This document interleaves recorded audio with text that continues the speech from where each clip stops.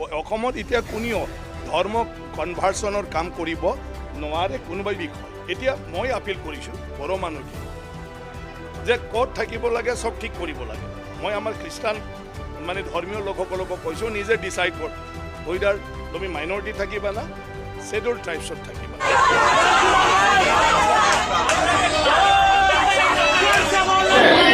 जय मसी नायगिरि नोंथांमोन आरो बयखौबो जिसुनि मुङै खुलुमहरबाय आरो लोगोसे बरायबाय। अनजाग्रा नायगिरिफोर, दिनै नोंथांमोननो लागै आङो मोनथाम दुखुनि रादाब लानानै फैदों। जि रादाबफोरखौ नोंथांमोना नुयोब्ला नोंथांमोननि गोसोआव गोबां सोंलुफोरा बेरखांगोन जे थारैनो जोंनि बे हादराव मा जागासिनो दं,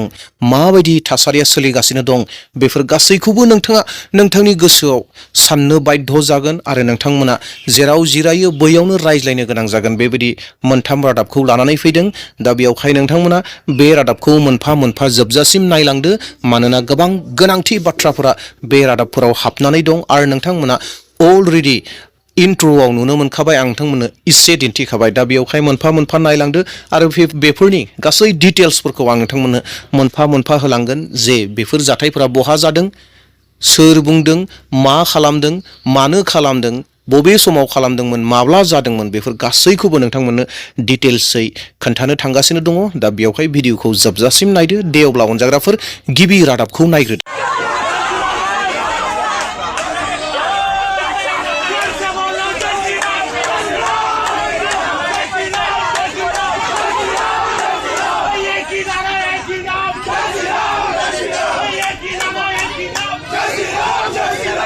अनजाग्राफोर, नोंथांमोना जेब्लानो भिडिअ क्लिपखौ नुबाय नोंथांमोननि गोसोआव गोबां सोंलुफोरा बेरखांबाय जानांगौ, गोबां दुखुआ बेरखांबाय जानो हागौ आरो माखासेफोरा हयथ' सोरबाया अलरेडि आवगायावनो मिथिखाबायबो जानो हागौ, नुबायबो जानो हागौ। येस अनजाग्रा नायगिरि नोंथांमोननि गोसोआव गोबां सोंलुफोरा बेरखांगोन जे बे खामानिखौ सोर मावखो,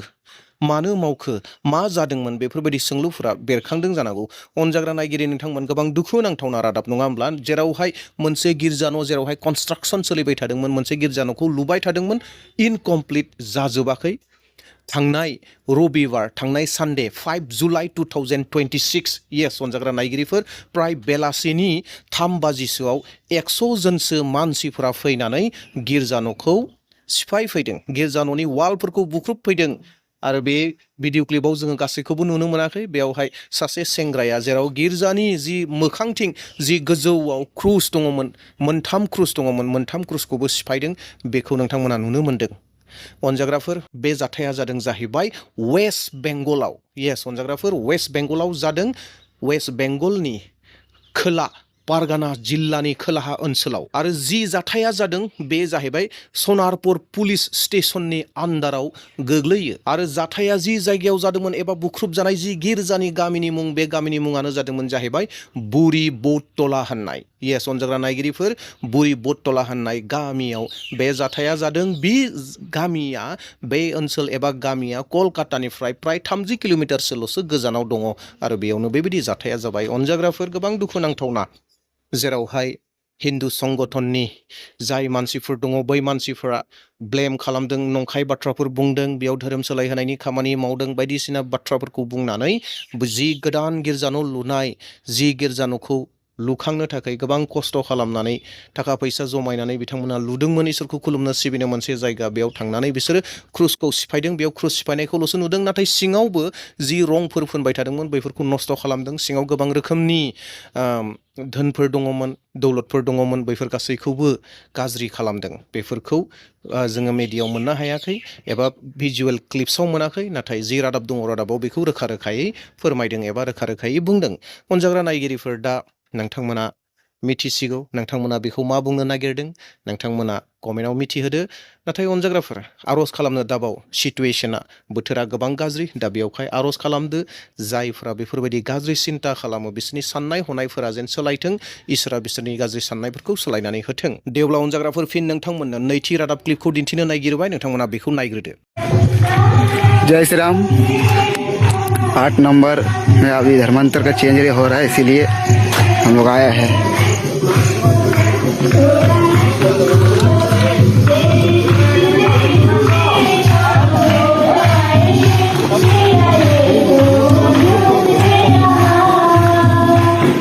बजरंग दल मौके पर पहुंच गया है।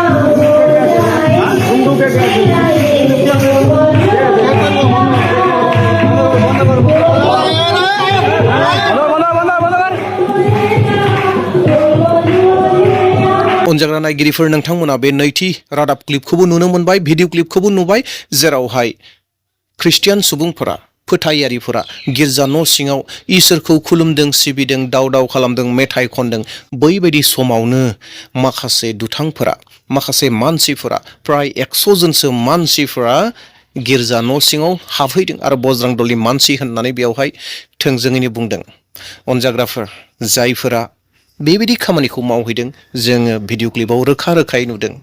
जेराव खुलुमनाय सिबिनाय खालामदोंमोन जोंनि खुलुमनाय सिबिनायखौ बन्द खालामहैदों थाथ'हैदों गासै मेथाइ खननायखौ बन्द खालामनानै होबाय आरो बेयाव मोनसे बाथ्राखौ बुंबाय थादों अनजाग्राफोर बे बाथ्राया मा नोंसोरो ST SC नि बाहागोखौ लानो नाङा मानोना नोंसोर मोननै बाहागो लागासिनो दङ माइनरिटिनिबो फान्ड लागासिनो दङ ST SC नि मुलाम्फाबो लागासिनो दङ बेफोर गासै बाथ्राफोरखौ बिथांमोना बेयाव बुंगासिनो दङ एबा बुंहैदों गिर्जायाव अनजाग्राफोर बे जाथाया जादोंमोन जाहैबाय वेस्ट बेंगलनिनो जि गिर्जा न'खौ नोंथांमोना नुदों बे जाहैबाय युथ मिशनारि मुभमेन्ट होननाय मोनसे आरज भवन प्रार्थना भवन बियो आरो बेयावनो बिसोर थांनानै गन्डगल खालामहैदों आरो बे जाहैबाय गामिनि मुङा जाहैबाय बसनद्वारा होननाय जामुरिया बसनद्वारा होननाय गामि आरो जिल्लाया जाहैबाय पश्चिम बर्धमान होननाय वेस्ट बेंगलनि मोनसे जिल्ला आरो बे जिल्लानि सिङावनो जामुरिया बसनद्वारा होननाय गामि आरो बेनि सिङाव युथ मिशनारि मुभमेन्ट प्रार्थना भवना बै गामियाव दङ आरो बेयावहाय बिसोरो बे जेंनाखौ खालामहैदों आरो बे भवन युथ मिशनारि मुभमेन्ट जिथु आरजनि भवन दङ प्रार्थना भवन दङ बेखौ 18/8/2019 आव गायसननाय बै 2019 नि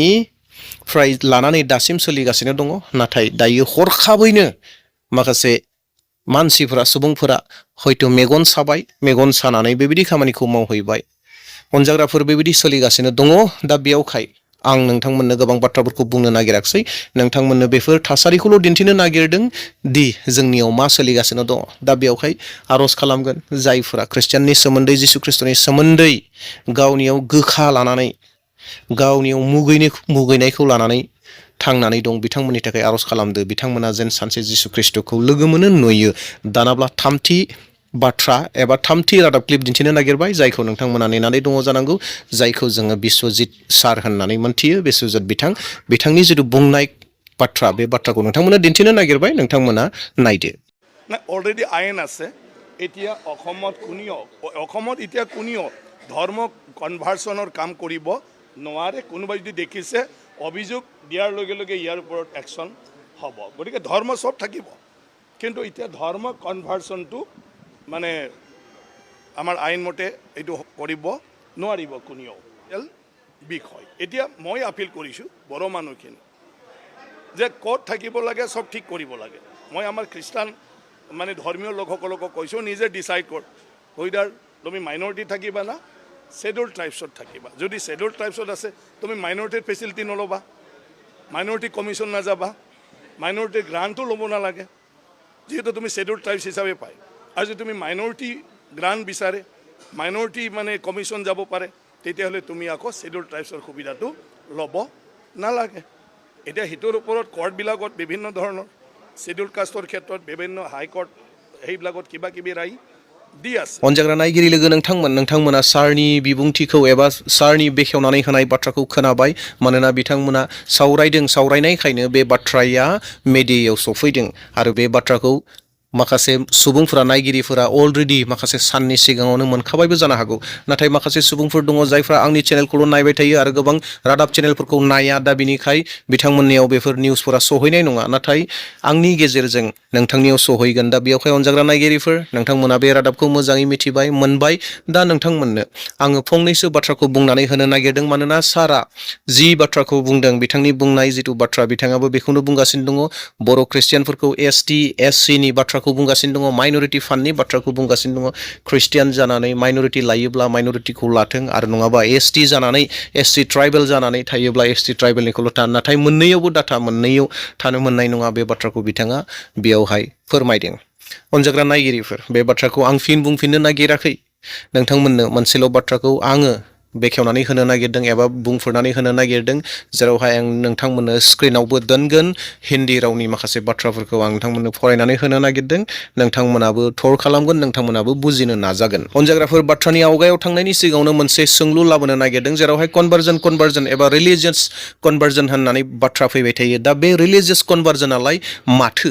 मा बुंनाय जायो बेखौ नोंथांमोननो एसे एक्सप्लेन खालामलांनो नागिरदों हिन्दी रावाव फरायलांनि बयबो नोंथांमोना बुजि मोनखागोन होननानै आङो फोथायदों धर्मांतरण रिलीजियस कन्वर्जन किसी व्यक्ति द्वारा अपने पुराने धर्म को छोड़कर एक नया धर्म या आस्था प्रणाली अपनाने की प्रक्रिया है यो सच्चा या दबाव धोखे और लालच के कारण हो सकता है भारतीय संविधान का अनुच्छेद 25 नागरिकों को अपने धर्म का पालन करने और प्रसार करने की स्वतंत्रता देता है लेकिन जबरन धर्मांतरण गैर कानूनी माना जाता है अनजाग्राफोर जि रिलिजियस कन्भार्सन बे रिलिजियस कन्भार्सना सैथो गोसोनिफ्रायबो जानो हागौ धोरोम सोलायनाया सैथो गोसोनिफ्रायबो जानो हागौ सोरबाया सोरजोंबा बुरखाय जानानै जानो हागौ सोरबाया माबा मोनसे सिगि जानानैबो जानो हागौ बेफोरबायदि जानोबो हागौ होननानै बेयाव बुंदों सैथोनिफ्रायबो जानो हागौ असैथोनिफ्रायबो जानो हागौ बेफोरबायदि आलादा आलादा जानो हागौ नाथाय मोनफ्रोमबो धोरोमहा आर्टिकल नम्बर 25 नि बायदिब्ला मोनफ्रोमबो धोरोमहा गावनि धोरोमखौ मानिनो गावनि धोरोमनि साननायखौ एबा तत्त्वखौ गुबुननो फोरमायनो हानायनि उदांस्रिबो दं आरो बे रिलिजियस कन्भार्सनानो जादों जाहैबाय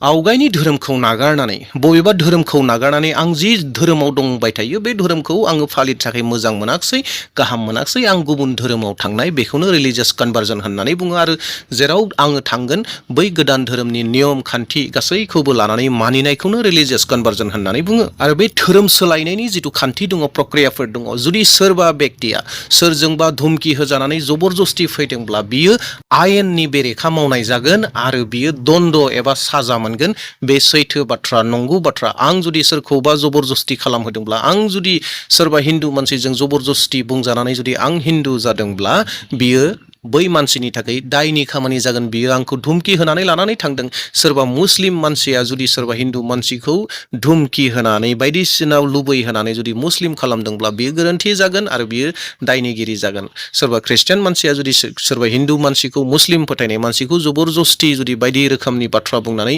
बायदि रोखोमनि माबा मोनसे होनानै एबा धुमकि होनानै जुदि ख्रिस्टियान धोरोमाव सोलायहोदोंब्ला बियो दायनिगिरि जागोन बेखौ आयेना रोखायै बुङो नाथाय मोनसे बाथ्राया रोखा सोरबा जुदि गावनि गोसोनिफ्राय इच्छानिफ्राय जुदि बबेबा धोरोमाव थांनो लुबैदोंब्ला बबेबा धोरोमखौ लानो लुबैदोंब्ला बेयाव जेबो गोरोन्थि गैया आयेना बेखौ जोंनो उदांस्रि होयो येस अनजाग्रा नायगिरिफोर आयेना जोंनो उदांस्रि होयो नाथाय बेयाव मोनसे बाथ्राखौल'सो दायो बेरखांहोनायखौ नुबाय थादों बे जाहैबाय एसटि आरो माइनरिटि फान्ड बे बाथ्रायावसो सोलिगासिनो दङ दायो गोबां बाथ्राफोरखौ बेफोरखौनो सावरायगासिनो दङ जे ख्रिस्टियानफोरा मोननै बाहागोखौ लागासिनो दङ मुलाम्फा लागासिनो दङ एसटिनिबो मुलाम्फा लागासिनो दङ माइनरिटिनि मुलाम्फाखौ लागासिनो रिलिजियास माइनरिटिनि मुलाम्फाखौबो लागासिनो दङ बेफोर बाथ्राखौ लानानैसो सावरायगासिनो दङ दे अब्ला अनजाग्रा नायगिरि नोंथांमोना बे गासै रादाबफोरखौ मोननानै नोंथाङा मा बुजिखो नोंथाङा मा सानखो बेखौ नोंथाङा कमेन्टआव लिरदो आरो जोबनायाव बेखौनो आं खावलायनो हास्थायदों नोंथांमोना माब्लाबाबो आर'ज खालामनो दाबाव नोंथांनि पार्सनेल जिथु आर'जनि सम दङ आरो गिर्जायाव दङ नोंथांमोनहा जि आर'जनि समफोर दङ मोनफ्रोमावबो आर'ज खालामदो आर'ज गाबदो जेरावबो गाज्रि सोलिगासिनो दङ जेरावबो गिर्जाफोरखौ हमथानो नागिरगासिनो दङ जेरावबो खुलुमनाय सिबिनायफोरखौ नस्थ' खालामनो नागिरगासिनो दङ अनेक रोखोमनि खामानिफोरा सोलिगासिनो दङ दा बेयावहाय आर'ज खालामनो दाबाव दे अब्ला अनजाग्राफोर नोंथांनि साननाय नोंथांनि बुजिनायखौ कमेन्टआव लिरनो दाबावसै आरो लाइक होनो दाबावसै आरो भिडिअखौ शेयार खालामनो दाबावसै आरो लोगोसे चेनेलाव गोदान फैदोंब्ला साबस्क्राइब खालामनोबो दाबावसै दे अब्ला दिनैनि थाखाय बेसेनोसै मे गड ब्लेस इउ थेंक इउ